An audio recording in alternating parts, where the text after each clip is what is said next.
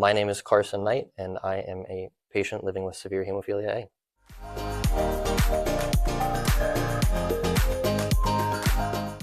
Advocacy is, I want to say, absolutely essential to me, mostly because I wouldn't be where I am, I wouldn't be as healthy as I am at all today if it wasn't for both like me learning how to fight for myself, whether it was in school or at work, things like that, but also for all of the people that I know that I've never met that were fighting for me for probably decades before I was born, just to even like get me to the place where I have the opportunity to be healthy and happy.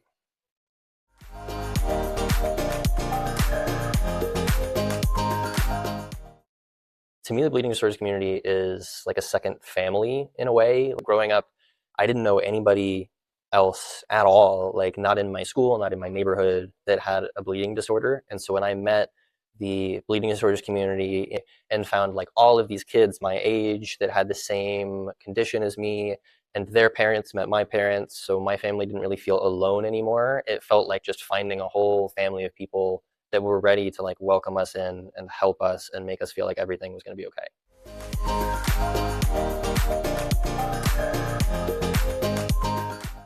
Future leaders specifically is like something absolutely fantastic for like younger people, especially people like me that didn't really know anybody like them growing up, because it gives you the opportunity to meet people like you, and it is like a dedicated way to learn how to advocate for yourself. It helps you to be able to talk about, what's going on in your life that's not happening in other people's lives. That way, when they encounter somebody in the future that has the same condition that you have, they're going to remember you and they're going to come at it with a little bit more compassion. And I just think that that's absolutely essential.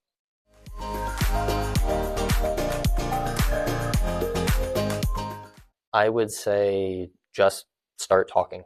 And like growing up, I was a really quiet kid, especially when it came to talking about my hemophilia. I wasn't really one that was going to go like preach it to everybody that I knew. But then I realized that that meant people didn't know about me, and that like if I got hurt, they didn't know how to help me. And so I know it seems really intimidating at first, but just start having conversations. Even if one doesn't go well, you learn a lot of lessons from that, and you can only get better.